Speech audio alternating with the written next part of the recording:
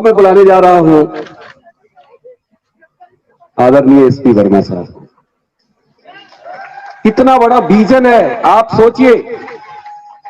एक लड़का पढ़ाई करता है, सपने देखता है कि मेरी नौकरी स्टेट बैंक में लग जाए। स्टेट बैंक ऑफ इंडिया में प्रोबेशनरी ऑफिसर की नौकरी लगती है ना, तो उसके घर वाले यज्ञ करवाते हैं, शादी होती है, तो आजकल तो 1-1 करोड़ दहेज मिलता है। आप सोचिए, गहराई से सोचिए। स्टेट बैंक के चीफ मैनेजर बनने में एक बैंक के पीओ को कम से कम 15 से 20 साल लग जाते हैं, लेकिन वर्मा साहब ने उस शानदार जॉब को आरसीएम बिजनेस के लिए साइड किया है। ऐसे महावीर, ऐसे हिम्मती और जांबाज साथी को हम सब मिलके सलाम करेंगे, सैल्यूट करेंगे। और एक बार मैं चाहूंगा फिर से खड़े होकर के वर्मा साहब का सम्मान करेंगे। वेलकम सर, एक बार जोरदार तालियों के साथ सम्मान कीजिए इनके डिसीजन का। बड़े बड़े लोग के अंदर हिम्मत नहीं है, शायद मैं होता तो इतना बड़ा डिसीजन नहीं लेता। मैं बैंक में हेड कैशियर था तो मैंने नौकरी ज्वाइन किया था, लेकिन स्टेट बैंक के चीफ मैनेजर आज हमारे साथ आरसी में खड़े हैं। This is not a joke my dear. आज की रात नींद नहीं आनी चाहिए। आज यहाँ बैठ करके डिसीजन लेने का समय है, जिंदगी बदलने का समय है। तो एक जोरदार तालियों। Thank you sir, thank you sir.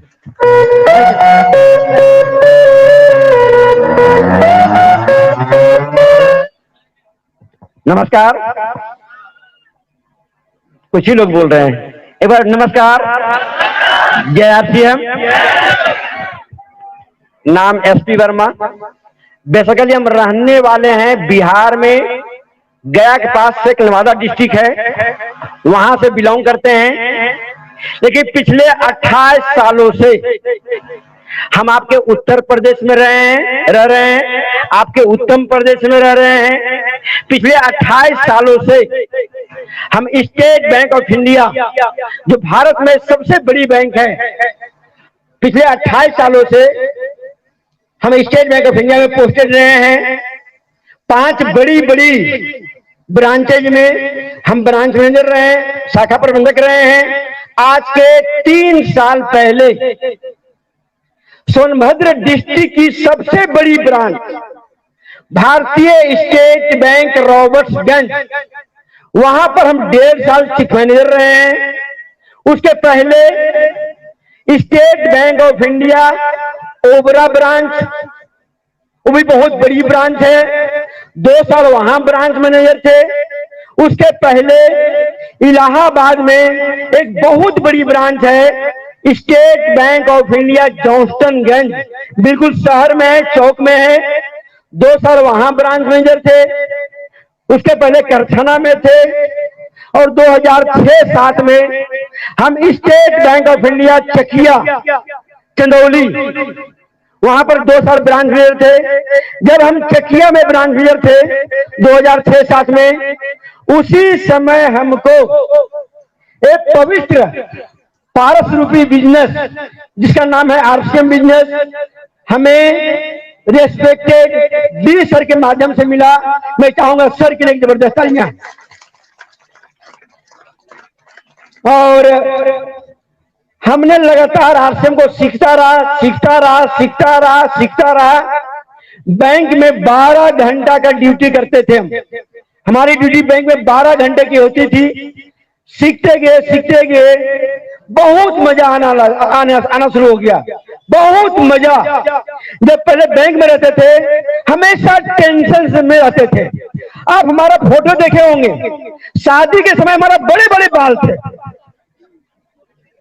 नहीं, जब नौकरी लगी थी हमारे बहुत बड़े बड़े बाल थे, हमारे फोटो देखे होंगे।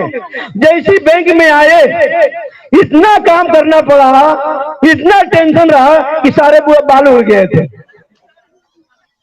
तो बैंक में बहुत टेंशन रहता था, लेकिन जैसे ही जब मैंने आरसीएम ज्वाइन किया, सारा टेंशन हमारा दूर होता गया, सारा टेंशन। बहुत मजा आना शुरू हो गया, लगातार सीखते गए। और आरसीएम से बैंक में 12 घंटा ड्यूटी करते हुए आरसीएम से अब तक पार्ट टाइम करते हुए पैसिव इनकम के रूप में 1 करोड़ 15 लाख रुपए आए हैं। 1 करोड़ 15 लाख रुपए। और एक महीने का हाईएस्ट इनकम 2,13,531 रहा। इसी बीच में हम पूरे बिहार, पूरे झारखंड और पूरे यूपी 3 स्टेट में हम 8 साल तक स्टेट बैंक ऑफ इंडिया की ब्रांच में ऑडिट किया। ब्रांच मैनेजर से बड़ा पोस्ट होता है ऑडिटर का, लेकिन वहां पर हमको रास नहीं आ रहा था, मजा नहीं आ रहा था। पैसा तो आ रहा था, लेकिन मनी फ्रीडम कुछ मायने में कुछ हद तक था, टाइम फ्रीडम बिल्कुल नहीं था, सिक्योरिटी फ्रीडम बिल्कुल नहीं था।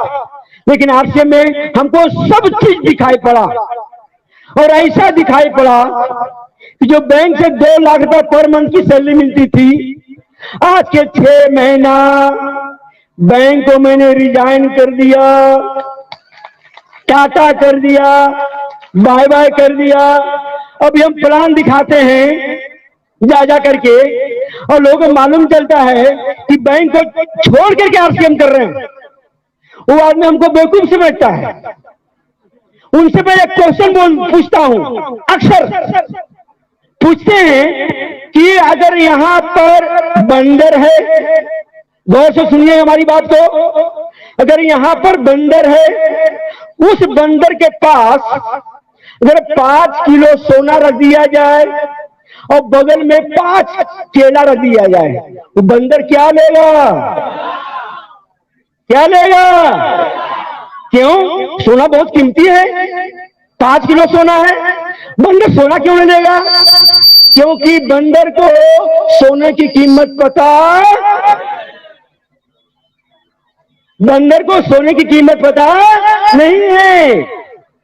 अगर एक बच्चा है 2 साल का, उसके पास 5 किलो सोना रख दिया जाए और बगल में 5 टॉफी रख दिया जाए, क्या लेगा? क्या लेगा? टॉफी लेगा, सोना नहीं लेगा, क्योंकि उस बच्चे को सोना की कीमत पता है। ठीक उसी तरह से जिनको आरसीएम का वैल्यू समझ में आ गया, जिनको आरसीएम का मिशन समझ में आ गया, जिनका आरसीएम का फ्यूचर स्कोप दिखाई पड़ गया, उनके लिए आरसीएम 5 किलो सोना है। क्या है? लेकिन जिसको दिखाई नहीं पड़ा है, उसके लिए 5 टॉफी है। क्या है? और 90% लोग टॉफी के पीछे घूम रहे हैं। किसके पीछे? टॉफी के पीछे घूम रहे हैं। 12 घंटा ड्यूटी करते हैं और 5,000, 10,000, 15,000 कमाते हैं। तो मेरा मानना है आरसीएम पारस पत्थर है। क्या है? इस कलयुग में आरसीएम का विजन, आरसीएम का मिशन, आरसीएम का फ्यूचर स्कोप जिसको दिखाई पड़ गया है, वो आदमी बहुत किस्मत वाले हैं। और मेरा मानना है यहाँ पर जितने भी लोग, सब लोग आप किस्मत वाले हैं, किस्मत वाले हैं। कभी 11 बजे रात में बैठे हुए हैं, आप लोग हाथ में पारस पत्थर आ गया है। शर्त यही है, आरसीएम को सीखना है। क्या करना था बोलिएगा? दूसरा, आरसीएम को सीखना है। क्या करना है? और तीसरा काम है चंपालाल से। चंपालाल मतलब होता है वैसे इंसान जिसको कोई जानकारी नहीं है आरसीएम के बारे में।